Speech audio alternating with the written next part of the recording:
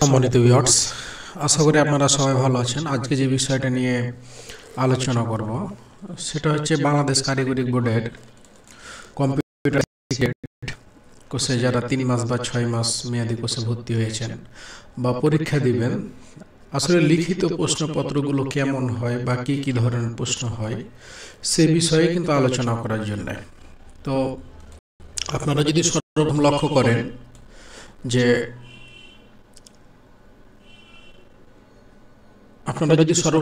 করেন যে বাংলাদেশ কারিগরি বোর্ডে অর্থাৎ 360 ঘন্টা মেয়াদি যে আমাদের কোর্সে ছাত্রছাত্রী ভর্তি হয়, তো আমি অফিস অ্যাপ্লিকেশনের একটি কোচিং আপনাদের সামনে তুলে ধরেছি।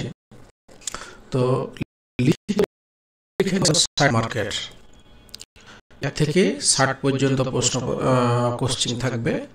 প্রত্যেকটা প্রশ্নের জন্য আমাদের কোচিং থাকে 1 মার্ক করে। ক্লিয়ার?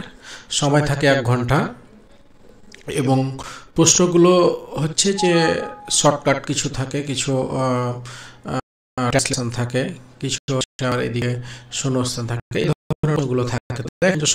আমাদের প্রথম ধাপে যে প্রশ্নটা আছে যে ফোল্ডার বলতে কি বোঝায়, হ্যাঁ, 2টি জনপ্রিয় সার্চ ইঞ্জিনের নাম লিখো, ইমেল কি, হ্যাঁ, হোম পেজ কি। তো এইগুলো দেখেন যে 1 থেকে 13 পর্যন্ত আপনারা ভালোভাবে লক্ষ্য করবেন যে আমাদের এখানে 1 থেকে 13 পর্যন্ত, অর্থাৎ এই কোশ্চিনটি হচ্ছে আমাদের শর্ট কোশ্চিন। ক্লিয়ার? আমাদের এই কোশ্চিনটি হচ্ছে কি শর্ট কোশ্চিন। এবং প্রশ্নগুলো দেখেন আপনারা একটু ভালোভাবে লক্ষ্য করেন যে হোম পেজ কি।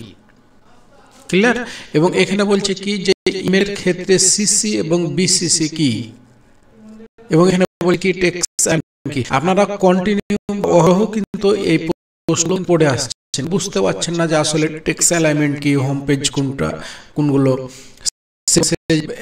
তফাৎটা কি, আইও ডিভাইস কি, 2টি অপারেটিং সিস্টেমের নাম লিখো, হ্যাঁ, বা অ্যাপ্লিকেশন সফটওয়্যারের নাম লিখতে বলা হচ্ছে। তো এই ধরনের কোশ্চিনগুলো কিন্তু সাধারণত হয়। এখন প্রশ্নটা হচ্ছে যে এই ধরনের প্রশ্নপত্রগুলোর জন্য কিন্তু আপনাকে প্রস্তুতি নিতে হবে। সেকেন্ড স্টেপ দেখেন কি আছে, 14 থেকে 26 পর্যন্ত, 14 থেকে 26 পর্যন্ত প্রায় মোটামুটি 10টা কোশ্চিন আছে এখানে। এই 10টা কোশ্চিন হচ্ছে শূন্যস্থান, অর্থাৎ ফাঁকা জায়গা হচ্ছে পূরণ করতে হবে। নেক্সট অপশন কি আছে এখানে, তো হলে স লিখো এবং মিথ্যা হলে মি লিখো।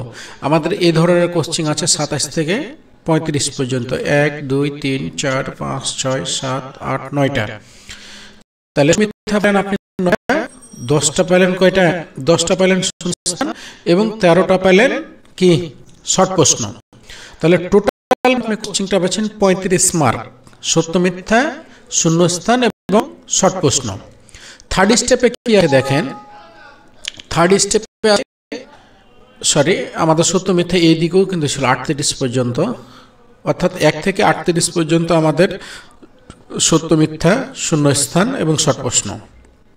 এবং এই দেখেন যে সঠিক উত্তরটি লিখো।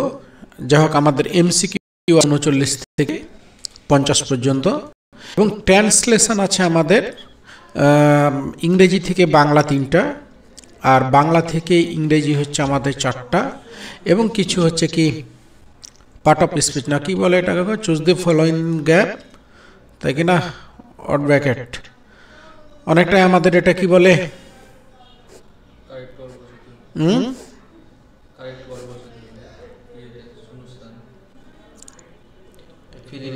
Fill in the gap.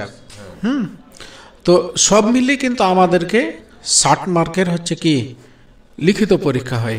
এখন এই 60 মার্কের লিখিত পরীক্ষা বা কোশ্চিনটা আপনি কিভাবে কভারেজ করবেন, তাই কি না, কিভাবে কভারেজ করবেন বা কিভাবে লিখবেন। অনেক সময় দেখা যায় যে প্রশ্ন যে 10 সেকেন্ডে হয়ে যায় একটা প্রশ্নের উত্তর, আবার কোনোটাতে কি বেশি লাগে। এই কারণে আপনারা যে কাজটা করবেন, সর্বপ্রথম আপনাকে যখন খাতাটা দেওয়া হবে, আপনি আপনার রেজিস্ট্রেশন নাম্বার, বিষয় কোড, যে সামথিং বিষয়গুলো আছে সেটা কিন্তু আপনাকে কোশ্চিং পাওয়ার পূর্বেই কিন্তু আপনাকে এগুলো পূরণ করে রাখতে হবে এবং আপনি পাতাতে 1 থেকে 60 পর্যন্ত মোটামুটিভাবে একটা গ্যাপ রেখে নাম্বারিংটা করে ফেলতে হবে। নাম্বারিংটা কেন করবেন, যে আপনাকে কিন্তু কঠিন কম্পিটিশনের মধ্য দিয়ে কিন্তু কি করতে হবে, প্রশ্নগুলো লিখতে হবে। এখন কঠিন কম্পিটিশনটা মনে করেন যে এখানে বলা হচ্ছে যে ফোল্ডার বলতে কি বুঝায়, আপনি এই কোশ্চেনটা হয়তো বা 1 মিনিটে না কভারেজ করতে পারেন, কিন্তু পক্ষান্তরে আপনি যদি এই দিকে এমসিকিউ দেখেন, এটা কিন্তু 20 সেকেন্ডে কিন্তু কি লেখা সম্ভব। তাহলে দেখেন যে আপনি 1 থেকে 13 পর্যন্ত, মানে আপনি শর্ট কোশ্চেন পাচ্ছেন কয়টা, 13টা। এই প্রশ্নগুলো কিন্তু সাধারণত 1 লাইন অথবা 2 লাইনের লেখা। তাহলে আপনি যখন নাম্বারিংটা করবেন তখন কি একটু গ্যাপ দিয়ে করবেন। থার্ড স্টেপ কি আছে দেখেন, সেকেন্ড স্টেপ আছে যে সঠিক শব্দটি শূন্যস্থান পূরণ করো। এখন আপনার কিন্তু সম্পূর্ণ কোশ্চেন উঠানো দরকার নাই, শুধু হচ্ছে অ্যান্সারটুকু লিখে দিবেন যে 14 নম্বরে কি হয়, WW এর পূর্ণরূপ লিখে দিলেন। তারপরে হচ্ছে যে র্যাম একটু কি ড্যাশ মেমোরি, মানে অস্থায়ী মেমোরি, এগুলোতে কিন্তু আপনার প্লেস লাগবে না, জাস্ট একটা লাইন। তাহলে আপনি কি লিখবেন, 1 নাম্বার উত্তর, 2 নাম্বার উত্তর, এইভাবে আপনি 60 পর্যন্ত কিন্তু কি উত্তরটা লিখে রাখলেন, নাম্বারিংটা করে রাখলেন, যেন কোশ্চেন পাওয়ার সাথে সাথে আপনি উত্তর লেখা শুরু করতে পারেন। এবং আরও একটি বিষয় আপনারা লক্ষ্য রাখবেন যে যখন আপনি খাতা পাবেন, আপনার যখন বিষয় কোড, রেজিস্ট্রেশন নাম্বার, এই জিনিসগুলো যখন লেখা হয়ে যাবে, কোশ্চেন পাওয়ার পূর্বে যে আপনাদের ট্রেনার থাকবে, অর্থাৎ স্যাররা থাকবে, তাদের কাছে খাতাটা নিজ দায়িত্বে কী করতে হবে, সিগনেচার করে নিতে হবে। কেন, যে যদি কোশ্চেন পাওয়ার পরে আপনার খাতাটা সিগনেচার করে, তখনও কিন্তু কি 2 মিনিট সময় চলে যায়। এই বিষয়টা কিন্তু আপনারা কি খেয়াল করবেন। অনেকেই প্রশ্ন করে যে আসলে ভাইয়া কীভাবে খাতা পাবো বা কিভাবে আমরা প্রশ্ন উত্তরগুলো লিখব, এই ধরনের কিন্তু জ্ঞানজামগুলো কিন্তু বা শিক্ষার্থীগুলো কিন্তু আমাদেরকে কি প্রশ্ন করে, এই কারণে কিন্তু আজকের এই ভিডিও বানানো। তো আশা করি আপনারা কিন্তু বুঝতে পেরেছেন যে আসলে লিখিত পরীক্ষাটা কেমন হবে।